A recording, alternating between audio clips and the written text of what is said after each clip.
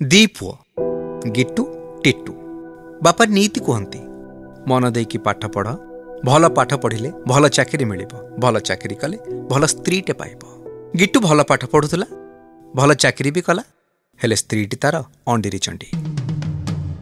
कथबार्ता चालीचलन आचार व्यवहार सबुतरे छाड़ अल्ट्रा मॉडर्न झील सी बेश पोशाक भी छाड़ गुरु गुरुजन को सम्मान भक्ति बोली टिकिए भी नहीं। टिट्टू टिट्टू से भल पाठ पढ़ु नथिला कि भल चाकरी भी कलानी हेले ता स्त्री लक्ष्मी प्रतिमा रूपरे गुणरे व्यवहार रे कोठी कम नहीं।